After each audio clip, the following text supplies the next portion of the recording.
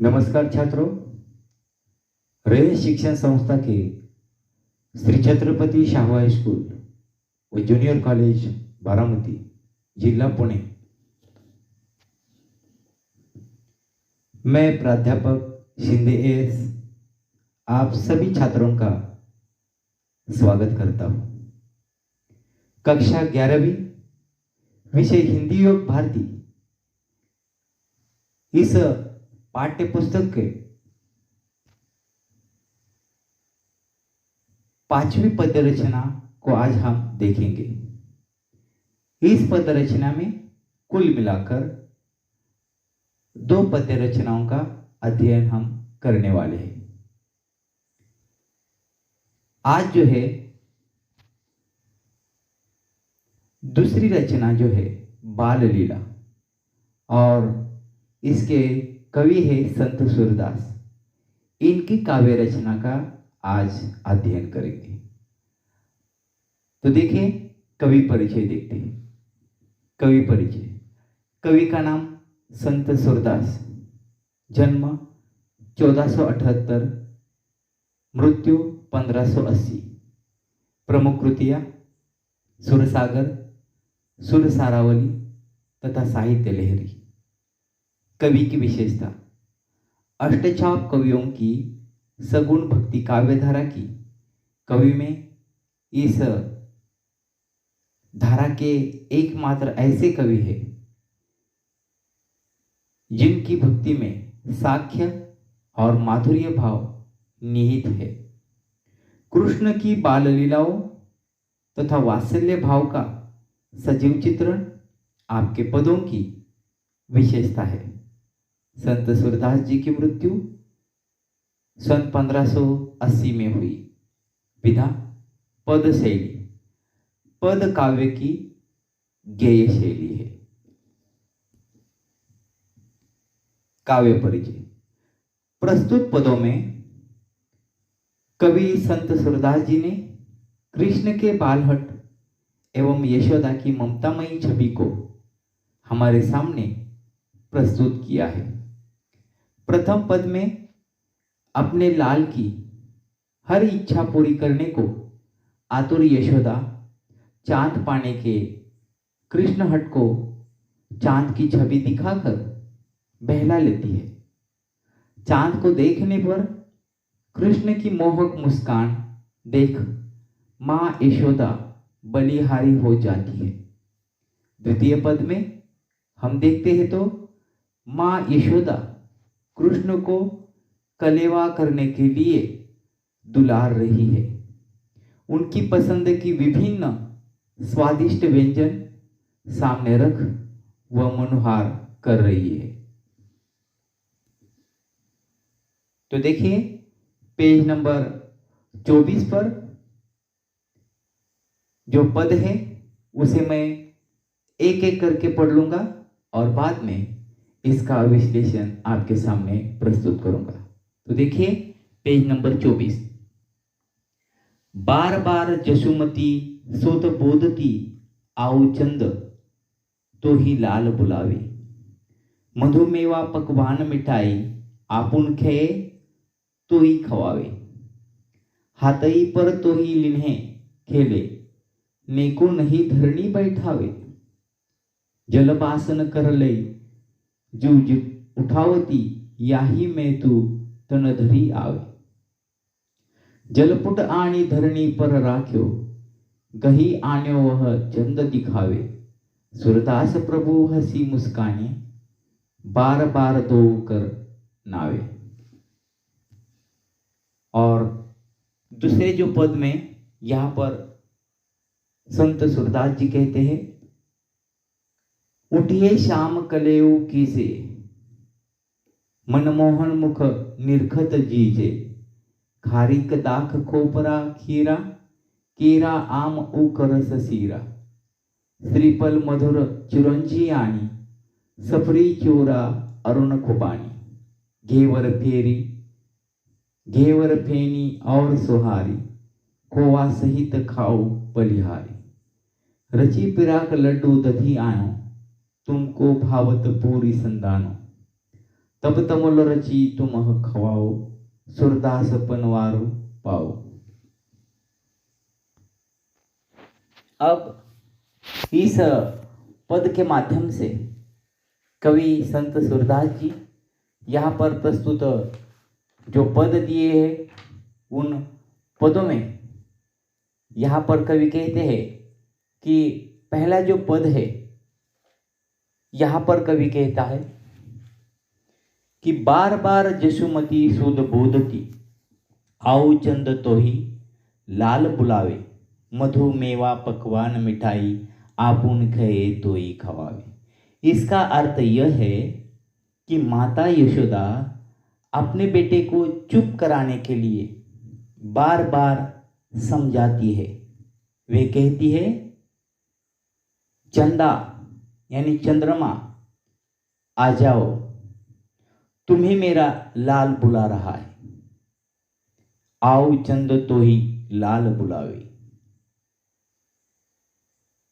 तुम यहां आ जाओ, मेरा लाल अर्थात श्री कृष्ण शहद, तरह तरह के मेवे, पकवान और मिठाइयाँ खुद भी खाएगा और तुम्हें भी खिलाएगा।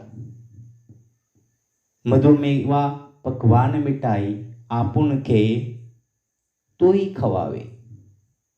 दूसरे पद में यहाँ पर कवि कहते हैं, हाथई पर तो ही लीने केले, नेकू नहीं धरणी बैठावे, जलबासन कर लय जू उठावती, याही में तू तन धरी आवे। इसका अर्थ यह है कि यशोदा मैया कहती है, मेरा लाल यानी श्री कृष्ण तुम्हें हाथ पर ही लेकर खेलेगा। वह तुम्हें थोड़ी देर के लिए भी जमीन पर अर्थात पृथ्वी पर नहीं बिठाएगा। यशोदा पानी से भरा हुआ बर्तन अपने हाथ में लेकर कहती है कि हे चंदा, हे चंद्रमा, तुम इसी पानी में शरीर धारण करके आ जाओ और मेरे लाल के साथ खेलो। जलबासन कर ले जो उठावती, याही में तू तन धरी आवे। और तीसरे पद में कवि कहता है, जलपुट आनी धरणी पर राख्यो, गही आन्यो वह चंद दिखावे, सूरदास प्रभु हंसी मुस्क्याने, बार बार दो कर नावे।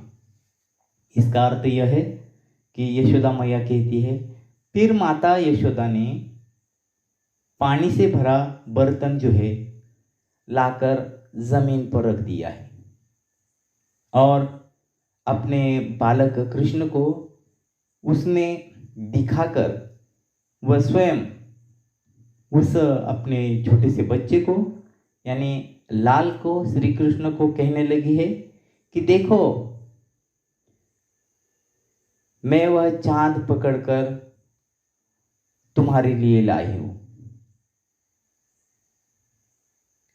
गही आने वह चांद दिखावे, सूरदास प्रभु हंसी मुस्काने, बार बार दो करनावे।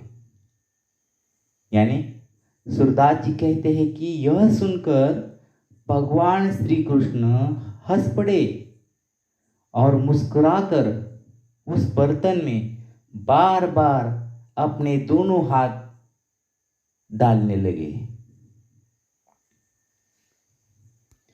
दूसरा पद देखिए, उठिए श्याम कलेऊ कीजे, मनमोहन मुख निरखत जीसे, खारिक दाख खोपरा, कीरा कीरा आम उखस रस सीरा। अर्थात इस दूसरे पद में श्री कृष्ण जो है कलेवा, इसका अर्थ है कि भोजन करने हेतु यहाँ पर श्री कृष्ण बैठे हैं और वह गहरी नींद में सोए हैं। उसकी माता जो है मैया यशोदा बालक श्री कृष्ण को मनोहार करती हुई कहती है कि हे कृष्ण उठो, कलेवा यानी सुबह का जलपान करने के लिए उठो। उठिए श्याम कलेव कीजे, मनमोहन मुख निरखत जीजे। हे मनमोहन कृष्ण, मैं तुम्हारा मुँह देख कर जी रही हूँ। हे लाल, मैं तुम्हारे जलपान के लिए चुआरा, किशमिश, गरी, खीरा, केला, आम, गन्ने का रस और शीरा ले आई हूँ। खारीक दाख खोपरा कीरा, कीरा आम ऊख रस शीरा। हे लाल, मैं तुम्हारे लिए ये सारी खाने की चीजें तुम्हारे लिए मैं लेकर आई हूँ। दूसरा पद देखिए, श्रीपल मधुर चिरंजी आनी, सपरी चोरा अरुण खुबानी, घेवर फेनी और सुहारी, खोवा सहित खाओ बलिहारी। इसका अर्थ यह है कि मैं तुम्हारे लिए, यशोदा मैया कहती है अपने छोटे से लाल को कि मैं तुम्हारे लिए नारियल का पानी और मीठी चिरौंजी ले आई हूँ। साथ में अमरूद, चिवड़ा, लाल लाल जर्दालू भी तुम्हारे लिए लाई हूँ। सबरी चूरा अरुण खुबानी, घेवर फेनी और सुहारी, खोवा सहित खाओ बलिहारी। तुम्हारी पसंद की घेवर, फेनी, मिठाइयाँ और पुड़िया लाई हूँ। तुम उन्हें खोए के साथ खा लो। मैं तुम पर बलिहारी जाऊं, हे मेरे लाल।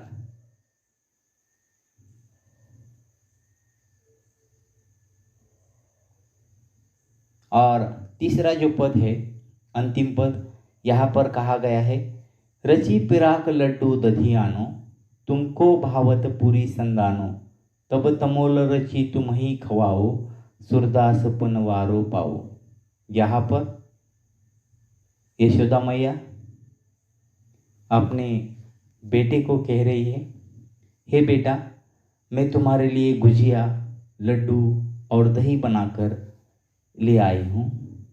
तुम्हें पूड़ी और अचार बहुत अच्छा लगता है ना, वह भी तुम्हारे लिए मैं लेकर आई हूँ। तुमको भावत पूरी संदानो, तब तमोल रची तुम ही खवाओ, सुरदास पनवारो पाओ। अर्थात खा लो मेरे लाल। माता यशोदा कहती है कि तुम कलेवा कर लो, यानी तुम सुबह का जलपान कर लो। इसके बाद मैं पान लगाकर तुम्हें खिलाऊंगी। सूरदास कहते हैं कि मुझे पान खिलाई करने के लिए मिल जाए। यहाँ पर जो है यह काव्य रचना समाप्त होती है। अब इस काव्य रचना में पद में जो नए शब्दार्थ आए हैं उसे हम देखते हैं। तो देखिए, पहला शब्द है बोधती, इसका अर्थ है समझाती है। दूसरा शब्द है खेये, इसका अर्थ है खाएगा। तीसरा शब्द है तोही, इसका अर्थ है तुम्हें। शब्द है बासन, इसका अर्थ है पात्र या बर्तन। गही, इसका अर्थ है पकड़। नावे, इसका अर्थ है डालते हैं। कलेऊ, इसका अर्थ है जलपान या कलेवा। संधानो, इसका अर्थ है अचार।